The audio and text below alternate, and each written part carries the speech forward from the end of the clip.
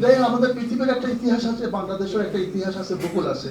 পৃথিবীর ইতিহাস যেন পরিবর্তন করা যায় না, পৃথিবীর ইতিহাসকেও আমরা অস্বীকার করতে পারি না। বাংলাদেশের একটা ভূগোল আছে, আমরা এই ভূগোলকে অস্বীকার করে দেওয়া। আমাদের ভূগোল, প্রাকৃতিক ভূগোল, নদী ভূগোল, বনাঞ্চল ভূগোল, আমাদের ভূমি গঠনের ভূগোল, ইত্যাদি কোনো কিছু আমরা কেউ অস্বীকার করতে পারি না। আসলে যতই আমরা সীমানা ভাগ হোক, আমরা ভাগ অস্বীকার করতে পারি না। এই জন্য প্রতিটি রাষ্ট্রের ভূগোল এবং ইতিহাসকে চন্দ্র এবং সূর্যের মতন জ্ঞান করা হয়, রাইট অ্যান্ড লেফট আই হিসেবে গঠন করা হয়। এটা ইতিহাস সমাধান। ওমর স্যার একটা কথা বলছি, লিখে লিখছিল প্রথম আলোতে স্যারে, যে পৃথিবীর অনেক দেশটাকে ইতিহাস মুছে ফেলে, তারা মুছে ফেলো, কিন্তু আমরা মুছে ফেলতে পারি। আমরা মুছে ফেললে আমরা আমাদের মানে ভবিষ্যৎ আমরা আগে যেতে পারবো না। তো যাই হোক, এই যে পৃথিবী ভাগ বাটোয়ারা হয়ে গেছে, এর ভিতরে মানুষের ভিতরে মতানৈক্য এবং মতৈক্য, দুটো বিষয় কিন্তু মানুষের ভিতরে সৃষ্টি হয়েছে। মতৈক্য থেকে মতানৈক্যটা এখন পৃথিবীতে প্রবল হয়ে গেছে।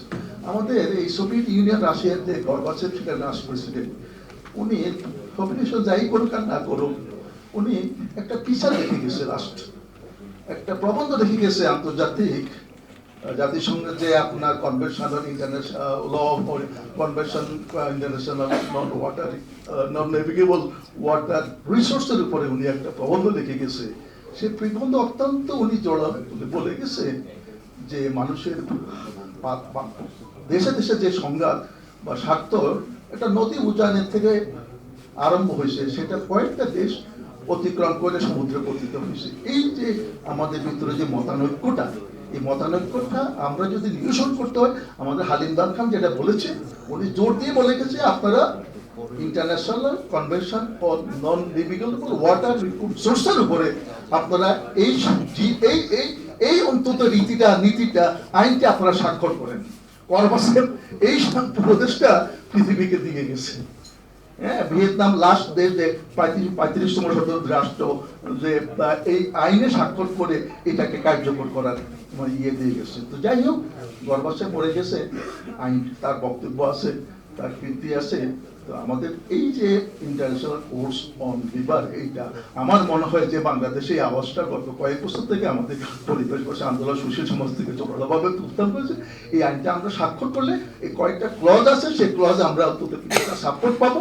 আমরা কিছুটা আমাদের ভাটির অঞ্চল হিসাবে আমরা উজানের দেশকে আমরা কিছুটা অন্তত জবাবদিহি বা তাদেরকে আমরা বাধ্যবাধকতার ভিতরে নিয়ে আসতে পারবো। আমি আশা করব যে বাংলাদেশ সরকার সুশীল সমাজে আমরা এই বিষয়টা আমরা সরকারের উপর অব্যাহত চাপ রাখবো যে এই আইনটাকে, এই নীতিটাকে স্বাক্ষর করে।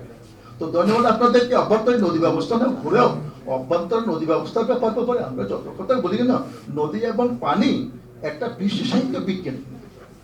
নদী, পানি এবং পলি ব্যবস্থাপনা একটা বিশেষায়িত বিজ্ঞান। এটা আসলে আমি আর আপনার কথা বললাম না, এটা হাইড্রোলজিস্ট এবং হাইড্রোলিক ইঞ্জিনিয়ার এটা কথা বলতে হবে, তাদেরকে এটা দায়িত্ব নিতে হবে। তারা কিভাবে নদী রক্ষণ সংকটকে নিয়ে যাওয়ার দক্ষ সৃষ্টিকর ব্যবস্থা করতে হবে। এটা হাইড্রোলজি, একটা কমপ্লিটলি হাইড্রোলজি, পানি বিজ্ঞান।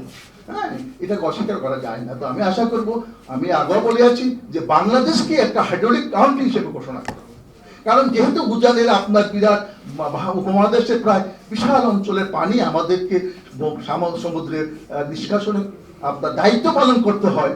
এই হলো আমাদের আন্তর্জাতিক দায়িত্ব এবং অভ্যন্তরীণ দায়িত্ব হিসাবে আমাদের প্রকৃতি, পরিবেশ পরিস্থিতি, বাস্তুতন্ত্র, এগুলো রক্ষার জন্য আমাদেরকে নদী রক্ষা করতে হবে। বাস্তুতন্ত্রের নিয়ম অনুযায়ী উজানের দেশ যত করো, বাস্তুতন্ত্রের নিয়ম অনুযায়ী ভাটির যদি আমার নদী নষ্ট হয়ে যায়, উজানও নদী নষ্ট হতে পারত।